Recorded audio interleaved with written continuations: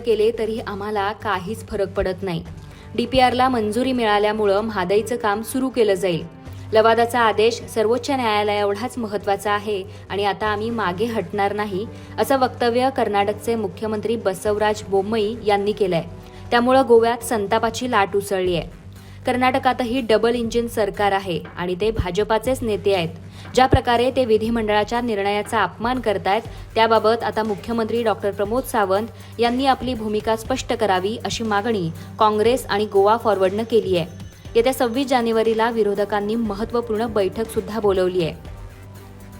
म्हादईचा लढा आम्हीच जिंकू असं मुख्यमंत्री डॉक्टर प्रमोद सावंत सांगत असले तरी कर्नाटकनं प्रत्यक्ष कामाची तयारी सुरू केली आहे. त्यातच कर्नाटकचे मुख्यमंत्री बसवराज बोम्मई यांनी केलेलं विधान गोव्याचं खच्चीकरण करणारं ठरलंय.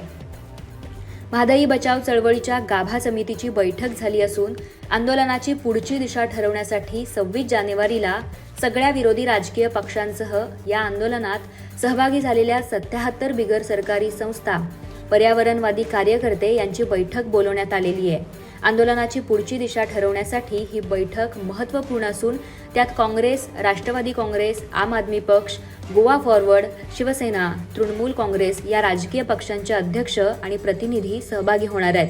या बैठकीत फेब्रुवारीच्या पहिल्या आठवड्यात करावयाच्या आंदोलनाची दिशा, तालुका आणि गाव पातळीवरील जनजागृती सभा तसंच सांस्कृतिक, सामाजिक आणि वैचारिक घडामोडींची दिशा ठरवण्यात येणार आहे. याच बैठकीत म्हादई बचाव आंदोलनाचे कार्यकर्तेही सहभागी होणार आहेत.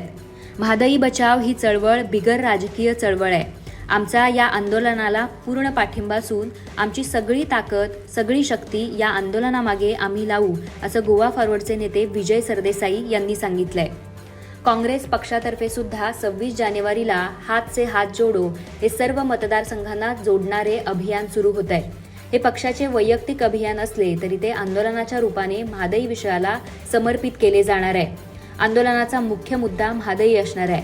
शिवाय राज्य सरकारची निष्क्रियता, बेरोजगारी, भ्रष्टाचार असे इतर मुद्देही या आंदोलनात असणार आहेत, अशी माहिती पक्षाचे प्रवक्ते अमरनाथ पणजीकर यांनी दिली आहे. म्हादई प्रश्नी सरकारची भूमिका आणि कार्यक्रम काहीही असला तरी पुढील आंदोलनाची रूपरेषा ठरवण्यासाठी 6 राजकीय पक्ष एकत्र आलेले आहेत. राज्यातल्या वेगवेगळ्या क्षेत्रात कार्यरत असलेल्या 77 बिगर सरकारी संस्था, पर्यावरणवादी कार्यकर्तेही सक्रिय झाले असून आंदोलन आक्रमकपणे करण्याचा निर्धार या चळवळीनं घेतलाय. या आंदोलनाला आता अधिक व्यापक पाठिंबा मिळत असून अनेक संस्था, कार्यकर्ते पुढे येत असल्याची माहिती सामाजिक कार्यकर्ते महेश भामरे यांनी दिली आहे.